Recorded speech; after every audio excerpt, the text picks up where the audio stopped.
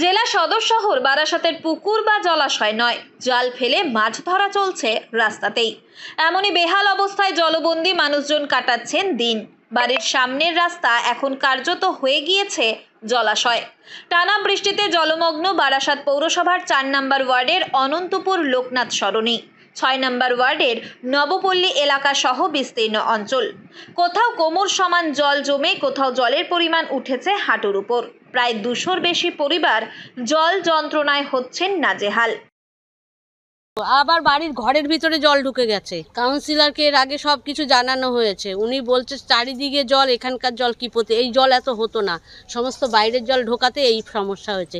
কোনো কিছুই নেই। কাউন্সিলরকে কত বলা হয়েছে, ড্রেন তো দেয়নি, টাইম কলের লাইন দেয়নি, আমরা অনেক বলেছি, কিন্তু ওই দিকে অনেক মাঠ খালি আছে, জল যাওয়ার ব্যবস্থা আছে, যার জন্য কালকে আন্দোলন করা হয়েছে। কিছুই তো করছে না, এখনো পর্যন্ত আরো জল বেড়ে গেছে।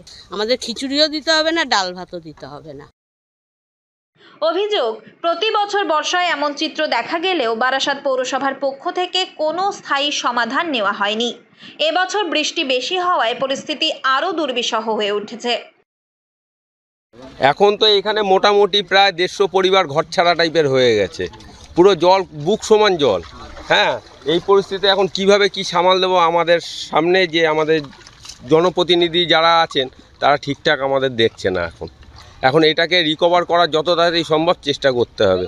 এর প্রশাসনের কাছে একান্তই অনুরোধ যেন ইমিডিয়েটলি এটা আমাদেরকে দেখে। জল জমে যাচ্ছে, এখানে থাকা যাবে না। কতটা জল? অনেকটা, 1 হাঁটুর উপর জল। এখানে ঘর নেওয়া ছিল, আমরা এসছি রিসেন্ট, কিন্তু এই তো যা দেখা যাচ্ছে তো মানে বহু বছর ধরে হয়ে আসছে। কোনো ড্রেনের কোনো পরিকল্পনা নেই, কোনো ব্যবস্থা নেই। স্থানীয় বাসিন্দারা জানিয়েছেন, বৃষ্টি হলেই বেড়ে যাচ্ছে জলের পরিমাণ। ঘরবন্দি হয়ে পড়েছেন সাধারণ মানুষ। ময়লা জল, পোকামাকড়, জলবাহিত রোগ সব মিলিয়ে নরক যন্ত্রণায় দিন কাটছে তাঁদের। এদিন বারাসাত পৌরসভারই 6 নম্বর ওয়ার্ড নবপল্লী এলাকায় দেখা গেল এক মৎস্যজীবীকে এলাকায় মাছ ঘুরে বেড়াচ্ছে খবর পেয়ে জাল ফেলে জলমগ্ন রাস্তা থেকেই ধরছেন মাছ। খবর পেয়ে গেলাম, ওর লোক আছে, অনেক লোক আছে, তারা এসে ধরে। আমরা ধরতেছি আজ কয়েকদিন ধরে, জলে তলায় গেছে। পুকুরেই ছিল, এখন বুড়ে সব রাস্তার পরে চলে আইছে। মাছ রাস্তায় কিলিবিলি করছে, দেখেন এই যে মাছ।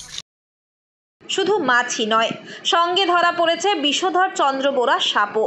স্থানীয় বাসিন্দারা আতঙ্কে। তারা জানান, রাস্তায় এখন জাল ফেললে মাছ তো উঠছেই, সঙ্গে জীবনের ঝুঁকিও বাড়ছে। সাপ সহ নানা পোকামাকড়ের উপদ্রব বেড়েছে।